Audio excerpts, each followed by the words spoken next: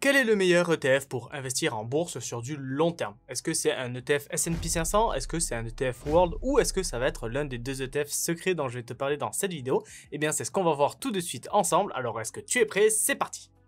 Si tu as cliqué sur cette vidéo, c'est que je pense que tu souhaites investir en bourse sur du long terme et via des ETF, donc tu dois savoir ce qu'est un ETF. Mais si tu as cliqué sur cette vidéo totalement par curiosité, eh bien je vais t'expliquer ce qu'est un ETF, c'est tout simple. En fait, si tu veux, c'est juste un panier d'actions sur lequel tu vas pouvoir investir. Allez, on va attaquer tout doucement la présentation du premier ETF de cette liste qui te permettra d'investir sur le monde entier et ça, ce sera possible grâce à l'ETF MSCI World. L'objectif de cet ETF, ça va être de suivre les plus grosses capitalisations de 23 pays développés. Pour un investisseur moyen ou quelqu'un qui débute en bourse et qui n'a pas trop envie de se casser la tête, cet ETF il est vraiment top parce qu'il te permettra d'avoir accès à l'ensemble du rendement du marché mondial vu qu'il est composé de 1500 sociétés qui sont différentes et parmi le top 10 tu retrouveras des sociétés comme Apple, Microsoft, Amazon, Tesla ou Google et même beaucoup d'autres. Mais cet ETF il n'investit pas que sur les grosses capitalisations car comme tu peux le voir, les 10 premières sociétés de l'ETF ne représentent que 17% de l'ETF total, ce qui te permet d'avoir un bon rendement d'un côté et surtout de ne pas être trop exposé aux variations de marché. Au cours des 10 dernières années, cet ETF a rapporté en moyenne 11,93% par an, ce qui signifie que si tu avais investi 10 000 € sur cet ETF il y a 10 ans, aujourd'hui tu aurais un portefeuille de 30 860 €.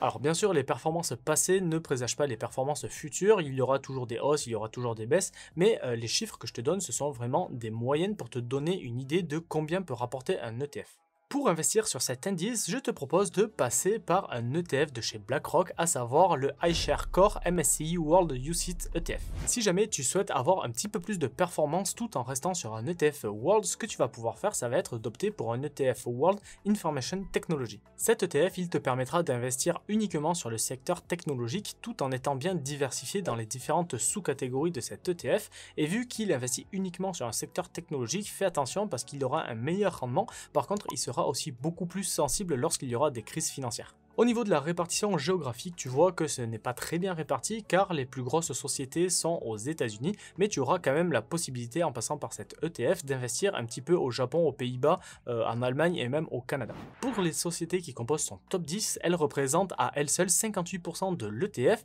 et on retrouvera notamment des sociétés comme Apple, Microsoft, Visa et Mastercard. Pour ce qui est de son rendement, il affiche des super stats car son investissement a un retour en moyenne de 16,72% par an sur les 10 dernières années, ce qui veut dire que si tu avais investi 10 000 € il y a 10 ans sur cet ETF, aujourd'hui tu aurais un capital d'environ 47 000 €. Si jamais tu veux investir sur cet ETF, tu pourras passer par l'ETF de la société Xtrackers. Maintenant, si l'on compare les deux ETF World que je t'ai présentés, tu vois qu'avec un ETF World Information Technologique, tu auras de bien meilleures performances, mais par contre tu vois qu'il sera aussi beaucoup plus sensible à la volatilité. Tout en restant aux États-Unis, comment faire une vidéo sur les meilleurs ETF sans parler de l'ETF le plus connu dans le monde, à savoir le S&P 500. C'est un ETF qui a été créé en 1957 et l'objectif de cet ETF, ça va être de suivre les performances des 500 plus grosses capitalisations américaines. Cet indice, il investit dans plusieurs secteurs comme la technologie à hauteur de 26%, la santé qui représente 15% de cet ETF et ensuite les produits financiers qui représentent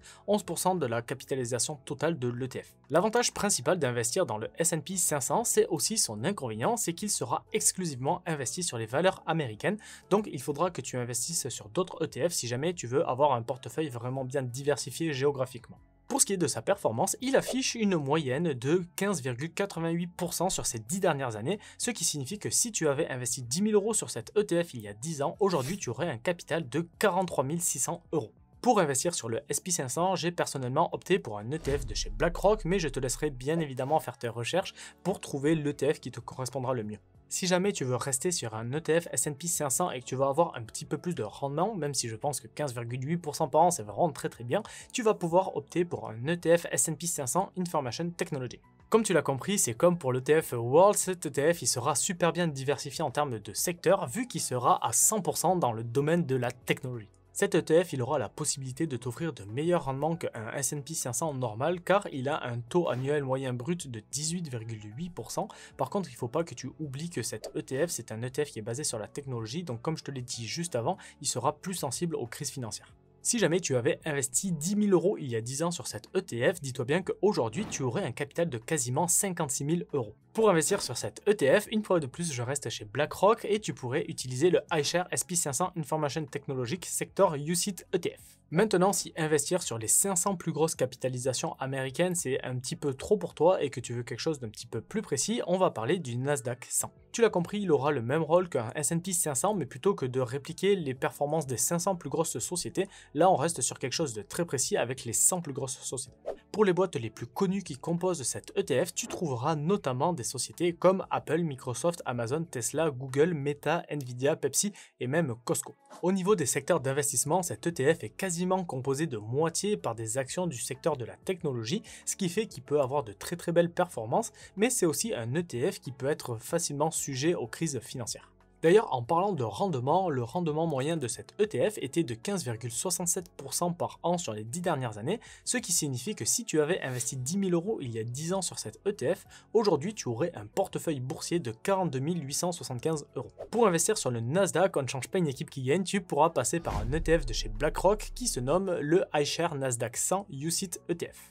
Et j'en profite d'être à la moitié de la vidéo pour te demander de me lâcher un petit pouce bleu, ça fait toujours très plaisir, surtout si je t'ai fait découvrir des variantes des ETF les plus connus, comme notamment celui du MSCI World et celui du S&P 500. Et si jamais tu as envie de progresser un petit peu plus vite dans l'investissement boursier, je te mets en description 1 heure de formation totalement gratuite qui va pouvoir te permettre d'évoluer et de comprendre un petit peu mieux les bases de la bourse. Bon, maintenant je pense que tu as assez entendu parler des États-Unis pour aujourd'hui parce que tous les ETF que je t'ai présentés, si l'ETF n'était pas composé à 100% de sociétés américaines, elles avaient une très grosse place dans les ETF. Donc on va parler un petit peu de diversification et pour ça je vais te présenter 3 ETF qui vont pouvoir te permettre de bien te diversifier. Et maintenant, on prend l'avion des États-Unis direction l'Europe avec l'ETF MSCI Europe qui investit, comme tu as pu le deviner très certainement, à 100% en Europe. Cet ETF, il est composé de 429 sociétés et il a une super répartition au niveau géographique. Comme tu peux le voir, il n'y a pas vraiment de pays qui prend le dessus et même au niveau des secteurs d'investissement, comme tu peux le voir, c'est relativement bien équilibré. Au niveau des 10 plus grosses sociétés de cet ETF, on trouvera notamment Nestlé, Shell, Total, LVMH et tu vois que les 10 plus grosses positions de cet ETF ne représentent que 22% de la capitalisation totale, ce qui en fait un ETF qui est vraiment très bien équilibré. Au niveau de son rendement, c'est quand même vachement moins sexy que les ETF que je t'ai présenté précédemment, car il a une moyenne de 4,62% par an sur les 10 dernières années, ce qui veut dire que si tu avais investi 10 000 € il y a 10 ans sur cet ETF, aujourd'hui tu aurais un capital de 15 700 €. Alors c'est sûr que si tu compares cet ETF à un ETF World, les performances sont vachement bonnes, mais si tu compares ça à un livret A, à l'heure où je tourne cette vidéo, il a un rendement de 2% par an, donc ça te fait quand même un rendement 2 fois supérieur qu'un livret A. Si jamais tu veux investir en Europe et avoir des rendements un petit peu plus conséquents qu'un ETF Europe lambda, tu peux te pencher vers un ETF Stocks Europe 600 comme par exemple celui de la société Amundi avec le Lyxor Core Stocks Europe 600. Et vu que jusqu'à présent on a parlé essentiellement de pays développés, on va maintenant parler des pays émergents avec un ETF MSCI Emerging Markets. Cet ETF, comme son nom l'indique, il va répliquer les performances de divers marchés émergents et comme tu peux le voir, il est très bien diversifié que ce soit au niveau des pays qui le composent comme au niveau des secteurs car il n'y a pas un secteur qui est vraiment beaucoup plus puissant qu'un autre. Si tu investis sur cet ETF, tu pourras investir sur environ 1400 sociétés différentes comme notamment Taiwan Semiconductor, Samsung ou encore Alibaba et le top 10 de cet ETF ne représente que 21% de la capitalisation totale donc tu vois que c'est un ETF qui est vraiment très bien équilibré. Tu l'auras compris, cet ETF est parfait pour avoir une diversification solide et si jamais il y a un retournement de marché et que ce ne sont plus les États-Unis qui ont les meilleures performances, eh bien tu pourras être exposé à des pays qui vont vraiment tout éclater dans les prochaines années,